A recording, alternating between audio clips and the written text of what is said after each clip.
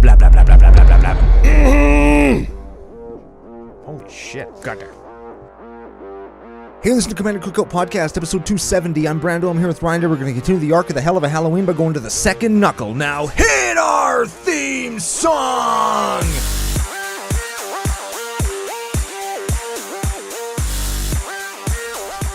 Hey, Ryan. We're back for yet another whirlwind adventure.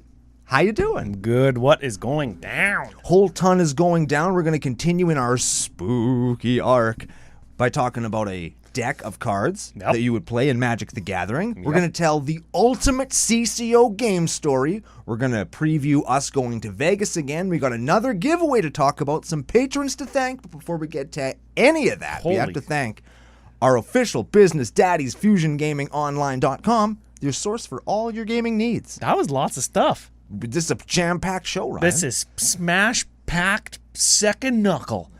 And all of the other knuckles, too. Well, there's only... that's the second knuckle, right?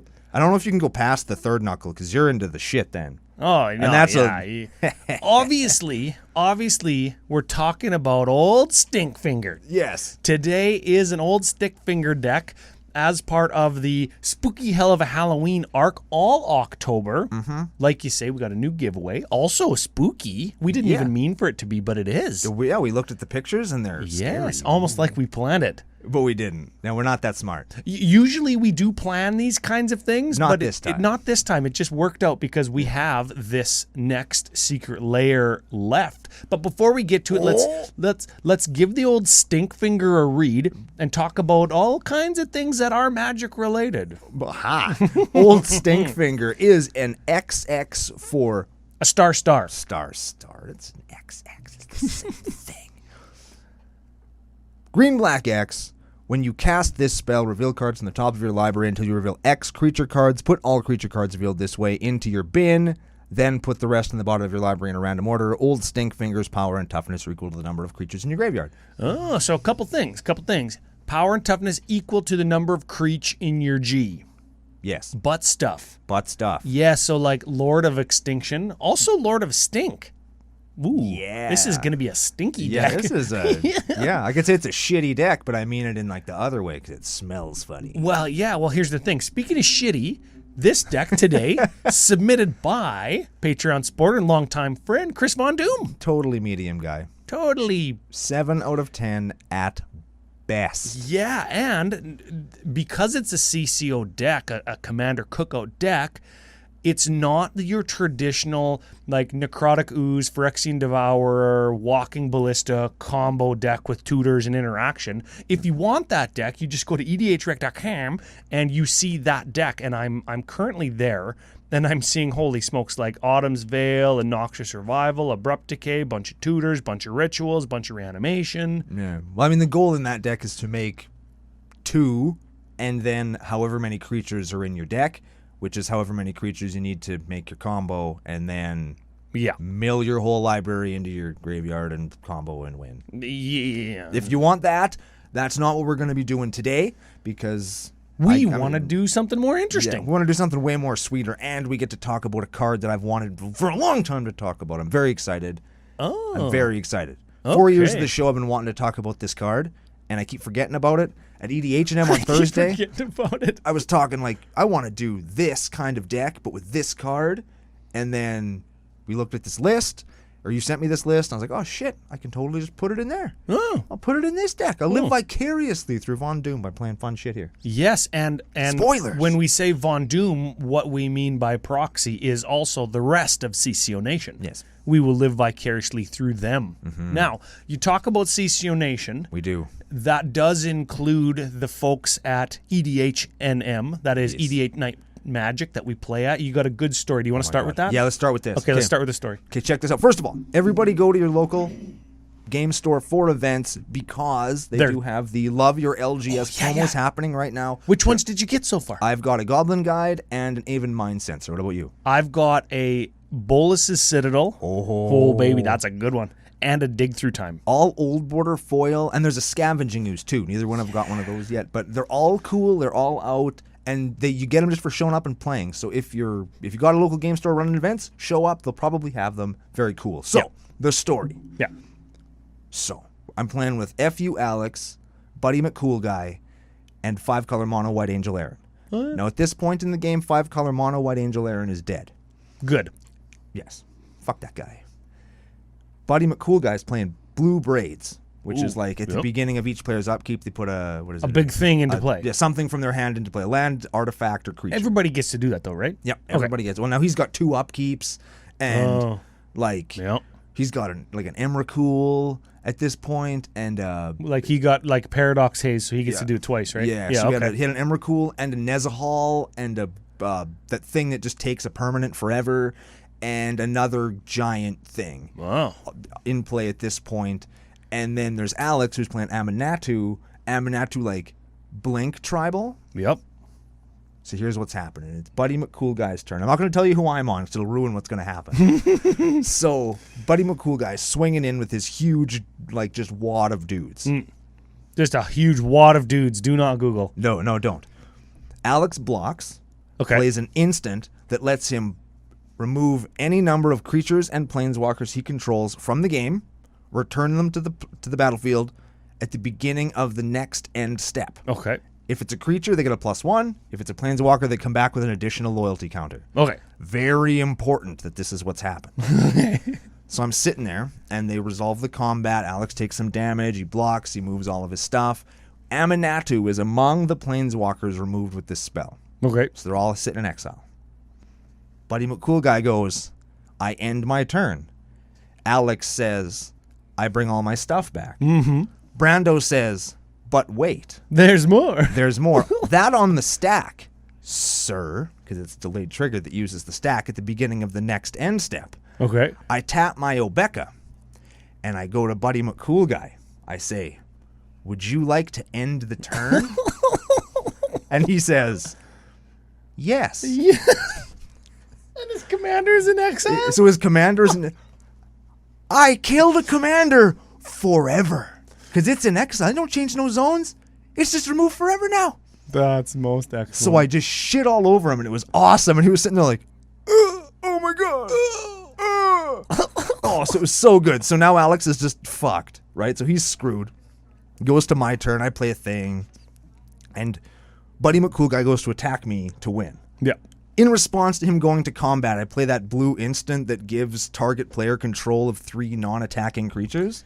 Okay. And I take his Nezahal and his Emrakul and something else. Not the Emrakul. I get 3 other things. Everything but Emrakul. And I get them all onto my side. He's like, well, I can't really attack profitably anymore. So he says go. And I Bizarre Trader the Nezahal to myself so that I can keep it. Because, of course, I have a Bizarre Trader. Yep. And then Alex has nothing. But he does have 32 life. And Buddy McCoolGuy has 5 life. And I have all of everybody's stuff, including the Achroma's Memorial that I stole from Buddy McCoolGuy. Oh. And the on my turn, I have it's a red and blue creature that lets you steal a permanent at the beginning of each upkeep. So now I have an Emrakul too. And I swung for Exactsies on everybody? Both of them using only one of my own creatures. Nice. Yeah. I love a good Exactsies. That felt so good. I love a good Exactsies. I used so much jank and just I took down a game with my Obeka. It was so good. I was thinking, man, I should just take Obeka apart. I never play it. Now I will never take that deck apart ever. Not ever. My games weren't that good. My games weren't that good. I was just playing Bruvac Mill. That's fine. That's fine. That's good. You're playing Mill. I'm trying to build a Mill deck for a stream I'm going to play on tomorrow, which would be yesterday if you watched the pre-show, and 2 days ago if you're watching when we're talking right now. Oh. It's not going very well. No, it's not very good. Yeah, Mill just isn't. You got a 2-year in combo, and I'm just trying to avoid it. Yeah. I was trying to do it on a budget, and it's not working. Yeah, so. no. Well, here's the thing, though. We have a bunch of other business. Let's do some business, Ryan. Let's start with the Stinky Booster Pack giveaway. Okay. Last week's deck to kick off the Arc of Helluva Halloween was Lord of Tressorhorn. Lord of Tea. Lord of Tea Day, Tresor Daddy, if you will. Mm-hmm. Somebody guessed that based on the hints we gave on the pre-show. You can watch the pre-show every week. And of course, you would have to be subscribed to know when the pre-show comes out. And you should be subscribed anyway because you're watching us already. Yeah, I don't know if that was enough yelling. I'll get more. They'll get more? Okay, yell some well, more. we'll hold you to it. I need more yelling at people to subscribe. Okay, the winner of last week's booster pack. I don't know how to say it, but it sounds like it could be a real name. First name, Corey. Last name, Cockerek. It'll be on the screen. Joe, editor-in-chief for CCONation, will have it on the screen. Corey, you get at us. Corey cock-wrecked. Yes, cock-wrecked your way over Or to cock-erect. Either one works. commandercookout@gmail.com, CCO Podcast on Twitter, CCO Brando on Twitter. Let us know that you're the guy that won the booster pack. Yeah. That's one thing. Second thing, new spooky giveaway. Ooh. We'll give this away at the end of October for the end of the Arc. And this time we're switching it up a little bit. We've got Kaldheim Secret Lair 2. It's got a Grave Titan, and Inferno Titan, and a super scary looking Croc that's got mouths on its shoulders and shit, and mouths are scary. Yes. So, Yes. They're all... We didn't mean for it to be spooky, but the Grave Titan, it looks like it's kind of spooky. yeah, he's like charging a bunch of dudes. He's going to hurt them real bad, and he's like Yes. crying blood, and his Yes. guts are all hanging out and shit. It's metal. And then the Inferno Titan is just... It's big, and he's got a sword, which is kind of scary. And there's a bunch of dudes that he's about to just mow down. And they're scared. They're definitely scared. Like this guy here, he's pretty scared, and this guy over here, he's the most scared. He's already falling down because some kind of an explosion. I'm sure they can see on YouTube because they're watching on goddamn ass They YouTube. fucking better be. Yes. See, I told you. And there's a Croc side, and we're switching it up. This is what this means. This time, you help us share the show on social media, and you do all the things you like and share and retweet, all the things that we ask to do, and maybe answer a fun little question on Twitter or something, and get yourself entered in. Everybody who does that, every single person is going to get entered to win the foil version this time. foils. Pretty fucking cool. Yeah, man. Yeah, because who doesn't want a foil grave titty? Everybody wants it, and this is cool art, man. You've seen it on the screen if you watch on YouTube, which you should be. Yeah. It's cool, man. Patreon supporters over at patreon.com/CCO Podcast. What are they going to get, Ryan? They're going to get entered in to win the non-foil, but I'm going to do an altered art version of all of these cards. I'm going to open them up, and I'm going to alter all of them, and that's what we're going to give away to patrons. Ooh. And I'm going to go onto the Discord, and the patrons are going to... I want them to a little bit put their money where their mouth is. Do you want me to split it up and give one card away to each, like, three different giveaways? To three different people, or should we just put it all in one big pot and give all three plus the bonus card that's in them to one patron? So I'm going to ask the patrons that on Discord after this show goes live. We could roll a 3-sided dice to see where the one goes, the extra card goes, because 5-color mono white Angel Aaron has a 3-sided dice and a 5-sided dice. Yes, I have threes. Those are weird, man. Yes. That's weird shit that you have. Yeah. Anyways, one more piece of business. Oh my god. Yeah, that was the giveaway. This is the business. We've got a couple patrons to thank. Oh, okay. Yeah, here's the thing. Returning patron. Tyler Matuli Stone. Tyler Metal Tool. Tyler Metal Tool. He's back. Welcome back. Thank you. See you in Las Vegas. I think we said something about Metal Mario when we talked about him too. Oh, we could have. Metal Mario's theme is pretty good. Neat. Yeah, if you ever played Mario 64, there's a song that plays in your Metal Mario. It's pretty good. I liked fighting Metal Mario in Smash Bros. 1. Sure. It's the best Smash Bros. Fucking tell me I'm wrong in the comments. Because I'm not. I will fight you in Smash Bros. 1. Next patron. David Delp. That sounds kind of dirty. Like I'm gonna take a delp. I'm gonna go take a delp on this guy. I'm gonna delp this guy up to the second knuckle. I took this person home from the bar and we delped. Yeah. I delped that guy. Yeah. I don't know what that means though. That chick delped me. I don't know. David Delp. David Dirty Delp? Triple D? There it is. Yeah, David Triple Dirty D. Delp. And I'm not talking about Guy Fieri. I'm talking about David Dirty Delp. Yeah. Yeah. Dirty Delp. Hey, this is Commander Cookout Podcast, and we're rolling out across America to fucking find David Dirty Delp. Okay, perfect. We David like Dirty our Delp. alliteration. It's everywhere. Yeah. Last patron shout out, and this one's a little bit easy. Okay, Can't make it up. This is Logan Ashurst McGee. Now, obviously, it's Ass Hurt McGee. Ass Hurt McGee. I'm sure he's heard it before, but I can't not laugh when he's fucking just Ass Hurt McGee. Yeah, you can't have the word ash in your name, because that's always ass 100% of the time. If you've been listening to the show for long enough to know you like the show, ash isn't a word in our lexicon. It's ass. So ass, Hurst already basically sounds like hurt. It's one extra letter, so you erase that typo, and it's just ass hurt McGee. It's perfect. Yes, very much so. And Logan, I think Logan is another one on the list for CCO, what is probably going to end up being CCO Penthouse 2. Yeah. Hyper Pent in Vegas. Yep. He gets the reference. Yeah, he hasn't seen the movie, but he gets the reference. I'm faking it until I make it. Don't we all? It's worked for us for 4 years, right? So yeah, that's right. So here it is. Here we go. This is where we've got old Stinky Finger. Yep. Old Stickfinger. Old Stinkfinger. And this is the pagan or pilgrim boogie man. Yeah, like let's just say you're doing like Bonnets and Bloomers times instead of Dungeons and Dragons. Okay. That would be where instead of ghosts and goblins that kill you, it's like cold winters and cholera. Yes. So it's a lot less fun. There's a lot of alliteration in there. Wow. So this would be like the mom is sitting there over like a big pot of stew and she's stirring it up over like an open fire behind the farmstead house. But you walk up behind her and you don't know that it's not her and she's not answering you, and then you tap her on the shoulder and she turns around. Stick finger. Like you've seen The Witch, right? You've seen posters for The Witch. Yes. Where it's just like it's the tree line and yes. like lady stirring up the pot, and she tells the kids like, if you don't shut up or go to bed or that witch is gonna do get what you want to do, old Stickfinger is gonna come out of those woods. And of course, it's always based in something kind of real, right? Like, yep. So the trees are all creepy and weird, and like they didn't have like light pollution like we do now, so it'd be real dark, and the moonlight would make the trees look all creepy and shit. That tree is gonna come to life, and it's gonna come here, and it's gonna fucking take you, and it's gonna hang you from itself in the wilderness, and the frogs are gonna eat your toes, and you're gonna be dead unless you shut up and eat your supper. Wow. It's like an old school boogeyman. Can I still say those things to my kid?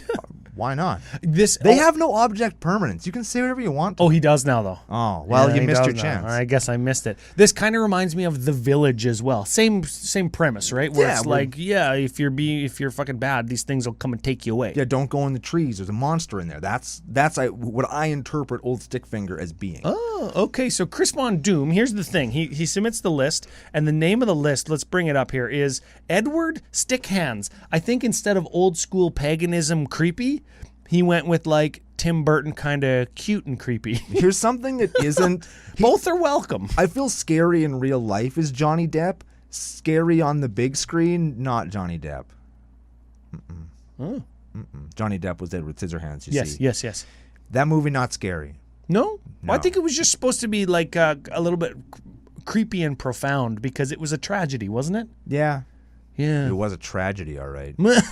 Well, it's a cult classic now. So let's do the deck. Let's shoot Yes. over to the cards because we actually have a companion. Oh, yeah. Yeah, so let's get over to the cards. We'll read the companion and we'll do the deck. Sure thing. All right, so our companion. Now, usually, reading the card explains the card. Not with companion. Watsy's biggest mistake, would it be ever? Was companion? It would be nominated for worst mistake ever, just considering how broken it was in Eternal formats and how much it needed to get changed. Yeah, and now it's one of those things where going forward forevermore, these cards will always be a sticking point for new players. Have you ever heard of the Storm scale? Of course. Where it, for anybody who hasn't, it's the Storm scale is like out of 10. Storm is 10 most broken mechanic. We will never reprint it ever. And then they print Storm cards all the time. And they print Storm cards all the time. Yeah. I think we got to change it to the companion cycle. Yeah, we will never see companion again, I don't think. Unless it's in Commander Precons. Yeah, and unless it's like, of course they'll reword it and they'd probably print all of the companions that are currently out. They would reprint them with modern templating, and then they would give us new ones that are like less good of an effect on the card with a more obscure or obtuse condition that we have to meet. So fill us in. What are we playing? What is a companion? All right, in this deck we have Umori the Collector, who is a 4/5 ooze for Golgari 2. So that's black or green, and 2.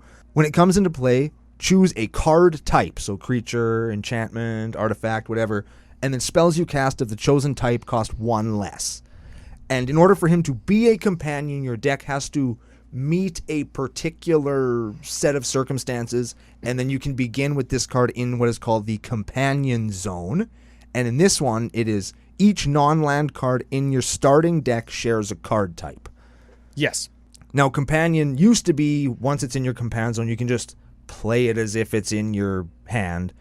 They had to reword that, so now you pay 3 of any color. You can take it out of the Companion Zone, put it into your hand, and then you can play it. So it's like a Companion Zone tax. Because when it dies, it goes back to the Companion Zone, doesn't it? No, I think it just dies. It just dies. Oh, it just dies. So No, you just get it once. You get it once. Oh, okay. So it's a card that's in your opening hand for a tax. Yeah, and in this case, it makes our stuff cost less because we are playing all creature. Nothing but creatures in the whole deck. Yeah, so with old Stickfingers, instead of playing hardly any creatures and just making X equal the number of creatures that you need for combo, when you cast your commander in this deck, essentially it's reveal the top X cards of your library and put all the creatures into your graveyard. That's essentially draw X cards into your graveyard. Yeah, into your other hand. So you know that we're doing butt stuff. Absolutely we are. With mass butt stuff and or single target reanimation butt stuff. Yeah. Yeah, and you know what? CCO trivia, I guess. This is our second companion deck, I think, ever. Ooh. I know 100% for sure this is the second time we've done Umori. Because the first time was with Farika, God of Affliction, and it was all enchantments. Because you can get enchantment creatures in Theros. Yeah. And still run all enchantments. I recorded that episode in the garage at my parents' cabin. I was here in the CCO control room. Yes. So getting into the deck, where should we start? Well, we've got ramp and protection and tutors. Remember, they're all creatures, but I kind of want to do like all of the main. We can smash all the ramp creatures. Yeah, together. let's do the oomph of the deck that players are gonna recognize. Yeah, so here's the ramp creatures: Yavimaya Elder, Wood Elves, Veteran Explorer, Tireless Provisioner, Spring Bloom Druid, Solemn Simulacrum, Fertilid, Farhaven Elf, Bird of Paradise. They all have ETB, get mana, or die, get mana type thing, or tap for mana. They're all creatures. Yeah, they're all creatures, either get you mana, give you treasures for mana. That's what they are. And they all exist in 1 mana or 3 mana slot, except for Solemn is at 4, but he draws you a card when he dies. You know what? I've cut him from virtually every deck I'm playing, man. What about you? I think that there's just enough better stuff out there that Solemn just kind of feels just really ho-hum. I think that he's generally good, right? Yeah. And he's just like so normal. It's like putting oil in your car. It's like, oh, this doesn't make my car go faster. It doesn't make it any better. It just makes it work. Yeah. And that's just like fine. Yeah.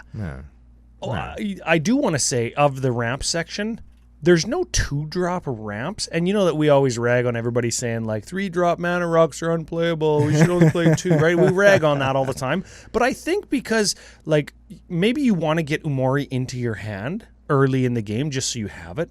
That costs 3. Maybe there is a spot for 2-drop mana dorks instead of the 3-drop ones, so you can get Umori. I don't know. I never played the deck, so it could be a thing. Who knows? Who knows? Okay, let's move over to, what do you want? Protection or card draw? Those are regular deck things, aren't they? Let's do the protection, because there's some cool cards in here. Sure. Temur Sabertooth. That bounces it's a 3/4 cat for 4. You pay green 1 and return another creature to its owner's hand. If you do, Temur Sabertooth gets indestructible. In this one, you can also bounce your old Stinky Fingers so you could play him again. I'm sure that's why this is in here. Bunch of times. Also, it's pretty sweet. And if they're going to get them like removed or whatever, you can put them back in your hand. Yep, and Very you do have to remember, too, that Temur Sabertooth is a combo piece, so we might have to look out for something like that. Like I'm thinking about that Spring Bloom Druid that when it enters the battlefield, you get to... Oh, but they come into play tapped. Yeah, I was going to say you could just harrow your whole deck out, but you can't. You can't. Okay, next card. Endurance. Ooh, this is a spendy. It's one of them Marihoho 2 type creatures. Flash, reach, green 1, but we don't give a crap because it's got evoke. Exile a green card from your hand and you can cast it.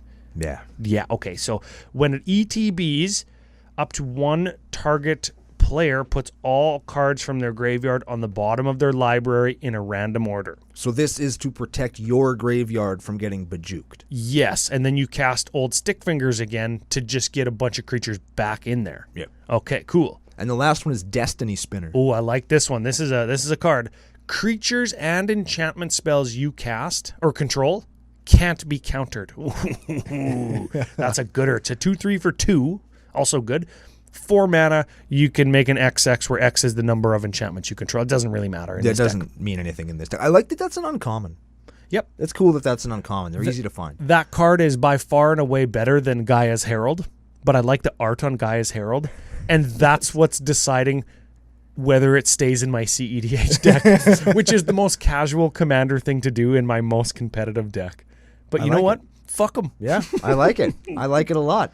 Tutor, draw, what do you want? Let's do tutors, because it's what I'm looking at right now. Yes, and they're creatures. Remember, they're creatures. And this is going to hurt our spice rating a little bit when we get to that part. But we have a Violent Tumor. Violent Tumor, ETBs, you get a creature from your graveyard into library into graveyard. Yep. Sidisi Undead Brazier. Brazier of Undead? Ooh, Yeah. bet you it's all saggy and smelly. Smelly, yeah. Yeah. Kind of damp. Yeah, real not very nice. Let's keep going, Ryan. Yeah, it's a 4/6. You have to exploit it when it enters the battlefield. That is to sacrifice a creature when it ETBs. No. When you do, search your library for a thing, put it into your hand. Auric Lore Mage? Look at this one. This is Strixhaven Stonksoggle. Yeah. Sure. Yeah, we never played this one before. It's a 3/3 for 4 human warlock. Tap, search your library for a card, put it into your graveyard, then shuffle. If it's an instant or sorcery, which it won't be, Definitely not. put a +1/+1 counter on this guy. Sure. I just like putting stuff into my graveyard each turn.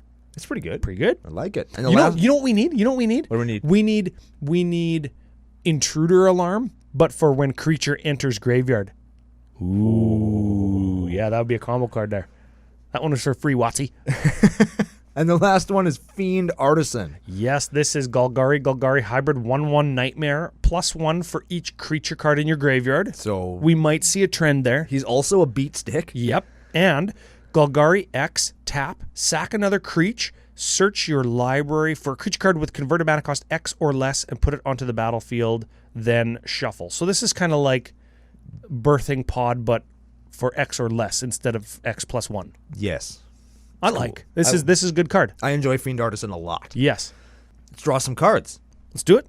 All right. We got Yawgmoth Thrawn Physician. Oh, what doesn't this card stupid do? It does everything. You pay 1 life, sack another creature, put a -1 on a dude, and draw a card. And you can go black, discard a card, proliferate. I've been toying with the idea of playing him in my Stax Traxa deck, but I'm not. Ooh, that's a good card. I think it's pretty good. That's a Hey, good-ass card right there. I'll probably do it. Tireless Tracker. Ooh, yeah. When landfall, investigate. So you sacrifice a clue, get a token. And it's cool. And whenever you sacrifice a clue, you put a +1 on him, so he can beat too. So he's also a beater. Yep. Midnight Reaper Whenever a non-token creature dies, we pay a life, draw a card. that we control. Yeah. Keen Duelist. Oh, this is a kind of a new one too. 2/2 for 2. At the beginning of your upkeep, you and target opponent each reveal the top card of your library, and then you each lose life equal to that card's converted mana cost, and then you draw it. This should be Bob. Or you put it into your hand, I should say. Yeah, if you want to spend money, this should be Bob or a Phyrexian Arena. But you can't play Phyrexian Arena, so play Bob. Yeah. Yeah, this is budget Bob, Bob, Yeah. not Babom, but Bob. Bob. And it's a girl, maybe Bobby. Is Bobby a girl? Can Bobby be a girl's name? Absolutely, you can. Okay, this is Bobby. This is Bobby. Bobette. That too. I think it's fine for politicalness that That's you do fine. this. I think it's fine. Yeah, you help the player that's behind. You know, there's always somebody that's more behind. But you got to think about this. Like, what if, let's say Von Doom is playing against me, Yeah. and let's say I'm playing Norrin. Norrin has lots of low drop stuff, but I also have a Warp World. And all of a sudden, here, take fucking 8. Oh, you revealed a land. I'll take nothing. You get 8'd. Thanks for the card, dickface. let's pretend he's playing against me. I'm playing mill. He's playing this, and he makes the person who I'm milling draw an extra card. Ooh. That'll get like maybe 3 or 4 extra cards that I don't have to mill. I don't know if that's worth it, but I don't think it is. anyways, last card draw. God Eternal Bontu. This is reprocess on legs, right? That's the card. Yep. When it ETBs, it's a 5/6 zombie god for 5 menace. ETBs, sack any number of permanents, then draw that many cards. Oh, I like it. Remember that time you got mind-slavered and somebody got Eternal Bond to it and made you sack your whole board and then... Yeah, it was. I got Emrakul 2'd by Lenny, and then he saw that I had a God Eternal Bond in my hand, and he fucking sacked my whole board. I had like 20 cards in my hand, but no mana. Yeah. Well, no, you had 7 cards in your hand because you had to discard. Oh yeah, also and since that. he was controlling you, he made you discard all your stuff. Yep. You had a handful of 9 drops and no land. That was good old Lenny. That was a good time. Love that guy. Removal? Remove skis? Let's do some removal. Okay, I gotta find that. There's this is another deck that's got 98 categories, but we're gonna do it. First up, we have Skoos. Scavenging Ooze. That exile stuff from graveyards makes them bigger. Rexage. ETBs, and it disenchants. We have a Demon's Disciple and a Plague Crafter. ETB, each player sacks a creature. Or something or a Planeswalker, or they discard a card, or whatever. Murderous Rider. That's a good one. I don't think this one sees enough play. It's got Adventure. Ooh. Yeah, so black, 1 instant Adventure. Destroy target creature or Planeswalker. You lose 2 life. Yeah. Yeah, I'll take it. Yeah. Then it goes on an Adventure. You can cast it from Adventure Exile Zone as a creature. That's a 2/3 for 3 with lifelink, and when it dies, you put it on the bottom of its owner's library. And it's a zombie. Yeah, that is a card I don't feel we see as much as we probably could. That's a gooder. And with old Stickfingers, you could potentially get it back again. Remember? Yeah, okay. And the last one is Caustic Caterpillar. I think we all know Caustic Caterpillar by now. Yeah, sacrifice to disenchant. And I want to take this exact point of the deck tech to say, if you have, let's say, a Marin of Clan Nel Toth deck, we've seen a few cards that cross over. Yes. And you know that Marin is probably a magic boogeyman. Oh, yeah. I think Marin was actually in the top 5 and 5 boogeymanders, wasn't it? Sure was. This deck, you could just take Stickfingers if you pulled it out of a pack like I did, and maybe swap a couple cards and put it into your Marin deck and have a different feeling deck and still be okay. You still have a good deck. Yes. Yeah, and I think that would be a good thing for people to experiment for the purposes of creativity, experimentation, and, of course, variance, because their Marin decks are fucking everywhere. Truth. Yes. Speaking of Marin, Uh-huh. do you think she's in the recursion section? Probably. We should probably check it out. We'll start with Undertaker, though. Undertaker. Again. The Undertaker. Yeah, the Undertaker. Have you ever altered one of these to look like the Undertaker? I have not. Why not? I love the Undertaker memes where he's dead, but then something happens and he sits up out of his coffin. Anyways, this is a Spell Shaper, originally from Mask's Block. This is a 1/1 for black 1.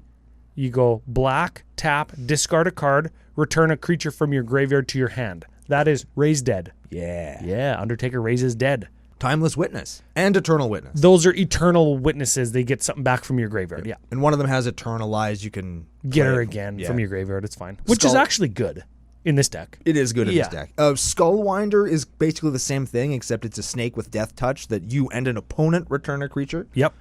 Or a card, I guess. And then we have Marin. We were just talking about Marin. Yeah. Whenever a creature you control dies, you get an experience counter. And at the beginning of your end step, choose target creature card in your graveyard. If that card's converted mana cost is less than or equal to the number of experience counters you have, return it to the battlefield. Otherwise, return it to your hand. So if you've got 3 experience counters and you want to get a 2-drop back, you get it onto the battlefield. If you have 3 experience counters but you want to get a 5-drop back, it goes to your hand. Correct. Okay. Now, hands up, everybody in the nation, if you will never not think that Marin is an elf. Yeah, she should probably be an elf. Yeah. Mind you- Ryan just looked. He had to check because he thinks it's an elf too. Everybody thinks Marin's an elf. I will die on that hill. You know what? She's probably from the same house or family, genus, phylum, as Eternal Witness, who is also a human shaman. Look at that picture. It's an elf. It's an elf. That bugs me. Anyway, what doesn't bug me, Golgari Find Broker. Yeah, this is elf shaman. Yeah, there you go. there it is. This is a 4-drop permanent from your graveyard to hand. Cool. Yeah, so not any card. It has to be a permanent. Cadaver Imp.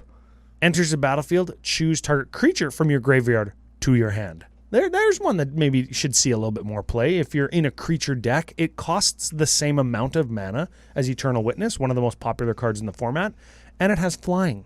So you could chump with it. I dig that, yeah. Yeah, it only gets Creech though, right? That's still a good card. No. And the last one is your boy Balthor. Oh, yeah. You know what? I still kick myself for not getting the foil Balthor in Vegas last time we were there.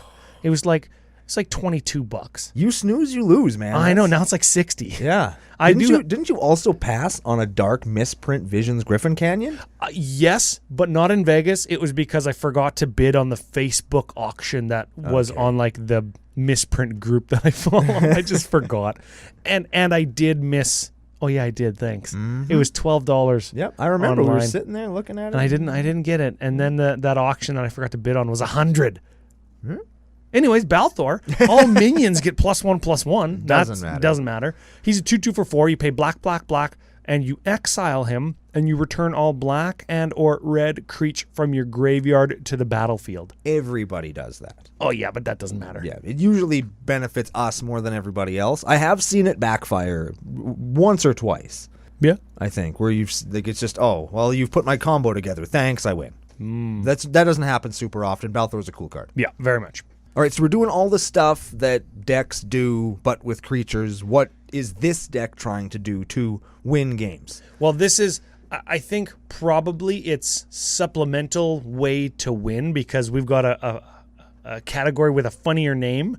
Yeah, we're going to get there later. But this is a draining package, which is common in Golgari, I think, right? Yes. So we got a Zulaport Cutthroat, a Blood Artist, a Poison Tip Archer, Sir Conrad the Grim, and a Vindictive Vampire. And all of those mean creature dies, we gain a life, and or our opponent loses life. It's an Aristocrats package, yes. essentially. And Sir Conrad is particularly of interest. Of course it is, because it's the best aristocrat, right? But at 5 mana, you could just dump in like 10 mana into old Stickfingers and put 10 creatures from your graveyard into your library, or from your library into your graveyard, and then you drain all your opponents for 10. Yeah. Because it's going into a graveyard. Then you could go black, get them all back with Balthor, and creatures leaving graveyards will drain them as well with Sir Conrad. Yeah, so you could do some real hurt with that. And then you could sack them all to one of the sack engines that we're going to get to in just a second here to put them back in the graveyard, which will 10 everybody again. And then you could wait until your buddy's upkeep, and then you could use Endurance to shuffle your library or your graveyard back into your library, which is 10 more. So that's 40 right there. That's pretty good. Boom. That's pretty good. It only cost what? 25 mana. And like $300. Yeah.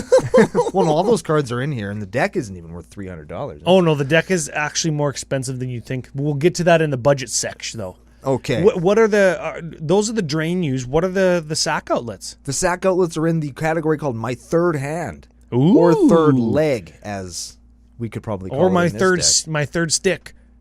That's exactly what I just said. Yes. We're going to start with Woe Strider. Woe Strider. It's when it enters the battlefield, you create some goats. Yep. Which is kind of creepy. They got those like weird shaped pupils. Yeah. Yeah. We talked about that in the pre-show, didn't we? Yeah, little Satans is what I call them. Fucking Satans with their curly horns. Yeah. They get up and walk around on 2 feet. Yeah, man. And their bellies actually look like naked ladies. They ask if you want to live deliciously. Yes, and they hold their one hand up as to symbolize that they're talking. That's a thing in religious iconography. Mm-hmm. Yeah. They're fucking weird. Anyways, yeah. So you can escape this. That's not why it's in here, though. Oh. It's in here because it says sack a creature, scry 1. Oh, yeah, I missed that part. Yeah. There's so many different things, and it gets 2 +1/+1 counters on it. Who fucking cares? Yeah, sack a creature, scry. Yeah, that's why that's here. Yeah, good. We have a Viscera Seer. Same thing. Yeah. Underrealm Lich. Oh, that's a good one. This is a solid That's a card. good-ass card. The 4/3 Zombie Elf Shaman. So it's checking a bunch of boxes there. For 5, if you would draw a card instead, look at the top 3 cards of your library, then put one of those into your hand and the rest into the bin. So one of them into your hand and the other into your other hand. Yes, and your Sir Conrad hand, if it's a creature, it'll drain your opponents. Yeah. Yeah, also, you're not drawing those cards, so you get around card draw. Yeah. Cool. Also, pay 4 life, and it gains indestructible until end of turn, and you tap it. Part of me is so happy that this isn't a legendary creature, and another part of me wishes so badly it was a legendary creature. That'd be a gooder, hey? This should be Gerard or whatever. That would be amazing. Yeah, well, we'll have to see if he's in the deck. Who knows? Tomb Robber. Tomb Robber. I thought that said Tomb Raider. Essentially the same thing. You could put some big pointy boobs on it. Yeah, the big old green boobs from PlayStation 1. Yeah. Everybody knows what we're talking about. Can't even get mad. This is discard a card. Tomb Raider explores. And to explore is to reveal the top card of your library. Put that card into your hand if it's a land. Otherwise, put a +1 counter on this creature and put that card back on top or in the graveyard. Cool. In the graveyard is where we're probably going to put it unless it's a land. Yes. Yes. We have a quick dredge package in Stinkweed Imp, Golgari Grave Troll, and Golgari Thug. Those are all dredge cards. If you would draw a card, you dredge that many cards into your graveyard and return that card from your graveyard to your hand. Yes. That's what dredge does. Very, very powerful because it's self-mill and it still gives you the card advantage because you get that card back. Yeah. Very, very powerful. Brando's other favorite mechanic after Brash Taunter. Yes. He goes Brash Taunter, dredge. Also very, very high on... I guess it's higher on the Storm scale than Storm is. Because it's only got one new card since they printed dredge. It's been one new dredge card. Yeah. Whereas there's been lots of new Storm cards. Yeah. That Storm scale is bullshit. Yeah, well, it still probably should be called the Storm scale because Chatterstorm or whatever, the squirrel one, just got banned in Pauper. Yeah. Yeah. Probably too good, hey? Anyway, next card is Skull Prophet. This is another good one. This is a mana dork, which, there's a 2-drop mana dork right there, but also you can tap it to put 2 cards from your library into your graveyard. You mill yourself. It's a 3/1 mana dork for 2 that gives you some self-mill. That's cool, man. Yep. Scourge Familiar. Oh, I freaking love this card. Oh, yeah. This is discard a card, add black. That's a good-ass card right there. That is very good. I love discarding stuff to get mana. Oh, we have a sneaky creature in Grist the Hunger Tide. Oh, because it's a creature everywhere where it's not in play, right? Yes. So everywhere it's not in play, it's not a planeswalker. It's actually a creature. Correct. So you can find it like a creature. Yep. And you could +1 it for, holy smokes, this is small text. +1 it, and you get an insect, like a bug, and you minus it to sack a creature and... Destroy a creature or planeswalker. Okay, that's good. And then the 5th one, or -5, is each opponent loses life equal to the number of creatures in your graveyard. Ooh, that's a good one. And that first ability we also should... It doesn't really come into play in the deck, but we'll read it. You get a black and green insect creature, and then you mill a card, and if it's a bug, you put a loyalty counter on Grist and do that again. But I don't think there's any other bugs, so you mill one... Yeah, but that's fine. We're okay because we got Yawgmoth to proliferate this up to 5, and then we can just kill somebody, right? Yeah, that's pretty good. Now, let's talk Secret Lairs for a second, Ryan, because apparently there's going to be a Street Fighter Secret Lair coming out. Yes. Now I'm sure that they're going to be I know where you're going. I'm sure they're going to be mechanically unique, and we're all going to be like, "Fuck." I think they've confirmed that they're going to be mechanically unique, but they're going to put them into other products as well. Which is fine. I mean, good, cool. We'll give them the benefit of the doubt on that one. But here is a card that should be in the Street Fighter Secret Lair. As E-Honda, it's Doom Whisperer. Yes, the mini hands things. Yeah, the 100-hand slap. Yes. Not to be confused with 100-handed one. No. Yes. Yeah. Okay, Doom Whisperer is a 6/6 for 5. See, they can do it. They can make demons that don't cost 6 and 6/6.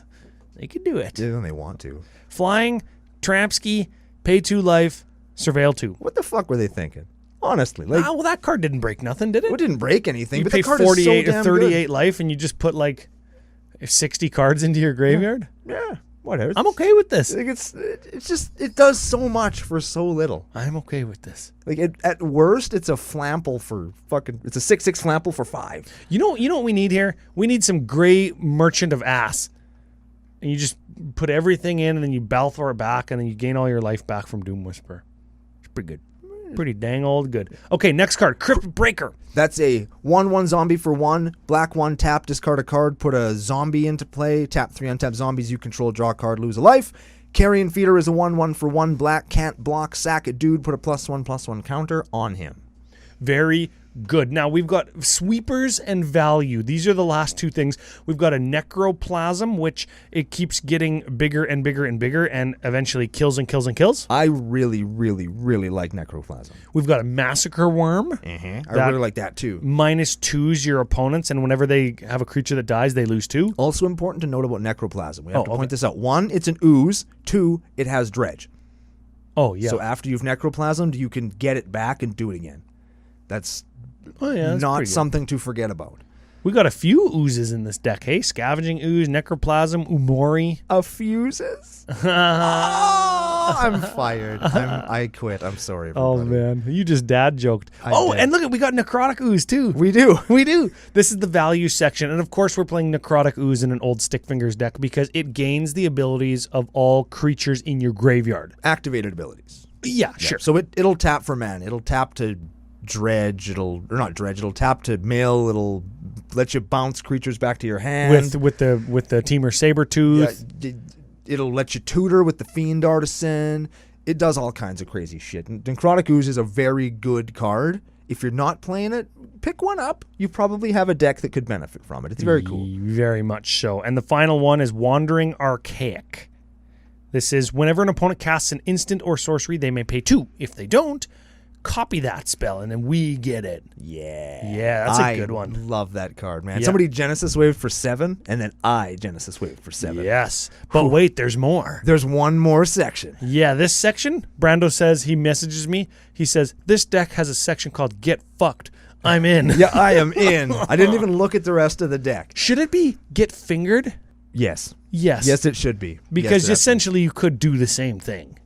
Yes. This is the Finger Blast category, everybody. Yeah. This is what you're here for. And we're going to start with Necrogoyf. Necrogoyf. This is a star 4 Lurgoyf for black 3. Maudie Ho-Ho is where it's from. Power equal to the number of creatures in all mother-ass graveyards. Oh. Ooh, yeah. So we've seen this before already, right? Where we've creatures in graveyards, right? Yes. Okay. There's a few of those. At the beginning of each player's upkeep, that player discards a card. Ooh. Also, it's got madness. So if you discard it, you can play it for 3 instead of for 5. I played this for a second in my Turgid deck until I realized that if they discard a creature to make it bigger, I would just get the creature and the Goyf doesn't get any bigger, so I cut it. Oh. Well, I think it would still be good. No. Oh. No. You know why? Because it fucking blocks. It's good at blocking. Shields down Turgid, baby. Get that shit out of here. Yeah, that's right. Our next Lurgoyf is Mortivore. Ooh, power and toughness equal to the number of creatures in all graveyards. And it regenerates. Yeah, that's pretty good. That's a good one. That's a gooder. Lord of Extinction. Lord of Stink. 5-drop, star. Power and toughness equal to the number of cards in all graveyards. Cards, Ryan. Cards. You're right. He's cards in all graveyards. And here's the, why do we call this the Get Fingered category? It's because we have a Gerard Golgari Lich Lord. Yes, he's the Finger Blaster. I don't know why, but that's where we ended up. Zombie Elf, 2/2, black, green, +1/+1 for each card in our graveyard. Creature card. Yes, you're right. Anyways, green, black, 1, sack another creature. Each opponent loses life equal to the sacrificed creature's power. There you go. Ooh, so if we have Necrotic Ooze and like Undertaker and Gerard Lichlord, we need a way to untap that Undertaker. I don't think we have that. No, but it doesn't matter. If you wanted to make the deck combo harder, in the air quote, you could probably get like a Gravedigger or something that comes in and bounces a creature from your graveyard back to your hand, and then you could just do big mana, do a big mill yourself. Use the Gravedigger to get your combo pieces in your hand. Yeah, play them both. That's fine. Like that costs 100,000 mana, but obviously you're playing green and black, so we can do that. Yes, yeah. The point is like we've got 3 or 4 or 5, whatever the number was, creatures that are big equal to dead things. Yeah, which is the theme of the deck. That's what makes it spooky. Yeah. And don't forget Stinkfinger. Like old Stinkfinger is giant too. Like, same thing. Yeah. So you could do that. There's also White of Precinct 6. Power and toughness equal to the number of dudes in your dude. Sure. And there's also equipments that do it too, if we want to do that. But we couldn't run Umori if that was the case. Yeah. Yeah, so there's more ways that you could even just mill yourself or mill everybody or stinkfinger yourself to a big graveyard and do it that way. We'll just hit this real quick too. There's an eventual pickup section also. Oh yeah. We have a Ramonep Excavator that's a Crucible of Worlds on legs. We have a Splinter Fright, which is a star Trampler for green 2. Bigliness equal to the creatures in your graveyard, and it is at the beginning of your upkeep. You mill yourself for 2. And Shouldred Whispering Eye, which of Whispering course 1. I said it better. You say that every time. I sure do. Shouldred's just a good card, especially when you're doing butt stuff. It just reanimates your shit, and you go to town. Yeah, and makes your opponent sack their dudes, which makes your your beaters bigger, right? Bigger beaters. Bigger beaters. Yes. Bigger fingers. Ooh, don't Google that. Don't Google any of that shit. Strengths and weakness? Strengths and weaknesses. Okay, I don't want to undersell this strength. I think this is important. Okay. When I talked about being able to switch out Marin, I think that's a super big strength because the deck is similar enough. Couple swaps, maybe this or that, couple new cards like that Wandering Archaic, maybe a Necrotic Ooze. Boom, you're golden. Yeah. And then you're not playing the same deck as 10,000 other people out there. Yeah. I think that's important. And you are, but you aren't. Yeah. Right? You're just not marining as hard. You're doing something different, which is something that we fully get behind here in the nation. Yeah. I like strength. Lets you use a companion. Also cool. Yeah, there's only a few of those cards in existence, and two of them we can't even use. One's banned, and the other one requires you to have a 100 card deck or whatever, or a 120 card deck. Yes. So you can't use those. So if we can use the other ones, I'm happy. Cool. We have to find fun, interesting, unique ways to make things work. Yeah, because of the restriction we've put on ourselves with Umori, you gotta still do everything that decks do, but you gotta do it in a non-standard way because you're using all creatures, so you gotta find a way. Yeah, and I do very much like the way that is Lord of Extinction and Lurgoyfs and Gerards and White of Precinct 6 could be in here, and Bone Horde or whatever that equipment is if you weren't using Umori. Yeah. I like those cards because they beat so hard. Sewer Nemesis? Is that another one? Yes. That's one that mills 2 every upkeep, and it's big equal to whoever you choose. Yeah, somebody else. But it's somebody else's graveyard, I think. Yes. Which is not as good as our own graveyard in this particular deck. But yep. And if we're playing Sultai, there's Consuming Aberration, where it's power and toughness equal to the bigliness of all graveyards again, I think. Yeah. Or all creatures. Anyways, Anyhow. Moving over to weaknesses. Yes. The companion rule nerfing. Yes. That's not too good. All those things that we said we could have played, but we're not. Yeah. We're playing ramp that you can't play and immediately tap. There's no Land Sol Ring Signet Go. I would love to play a bunch of permanents that are also ramp, like the Wild Growth and the Utopia Sprawls, right? Yeah. Kind of hard to remove because they're enchantments. We could maybe get them back because they're permanents, right? Yeah. But we can't because we're playing Umori. Also, we're probably pretty slow for the same reason. We're playing all creatures instead of mass fill up my graveyard spells. Yes. You're not milling yourself per se. And, I mean, this deck is, I don't want to say it's prerequisite to make giant amounts of mana, but if you want to Stinkfinger to the second knuckle, that X has to be pretty damn big. Yeah. So, and if it's not, then where are you? Exactly. I think though, you just use them, and Commander Tax is almost kind of built into his cost because it's X. Yeah. Right? And you just choose your own adventure, kind of how many cards do you want to get into your graveyard because they're all creatures. Yeah. So it's fine. The final weakness, the cost of EDH, in air quotes, the cost of EDH makes this deck sort of expensive. There's nothing in here that says this card is expensive. But when we flip over to the budget section, the whole deck is over $458.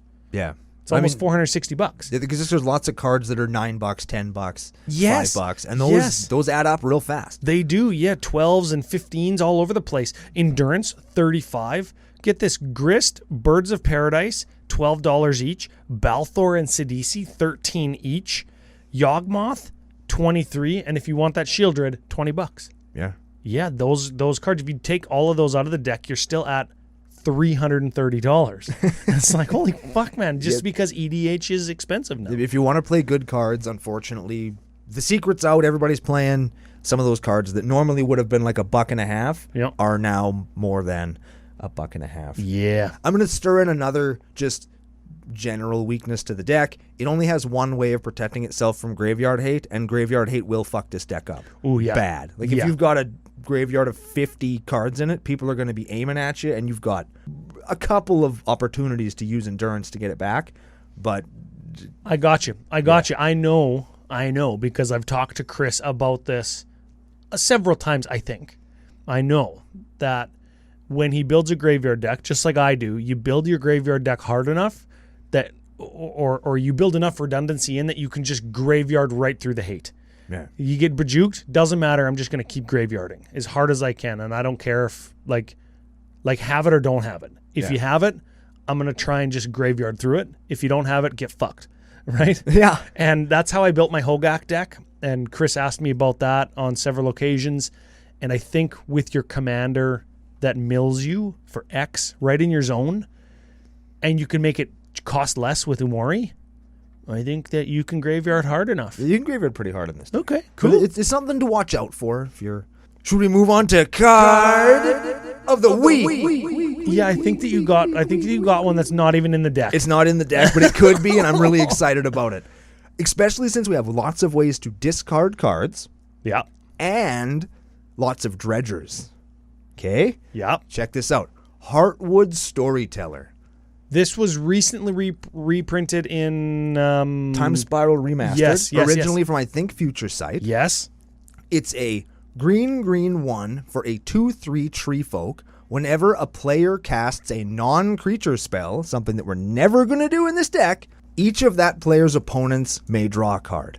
Whenever a player casts a non-creature spell, each of that opponent's Player's opponents draw a card. draw a card. So we could dredge and mill ourselves. Yep. Good idea. And then somebody goes, okay, I'll play the Sol Ring. Hang on, we all draw a card. I'm going to dredge 6 with my Golgari Grave Troll. Then I'm going to discard this card to make a black mana for no reason. Or to scry one. Yeah.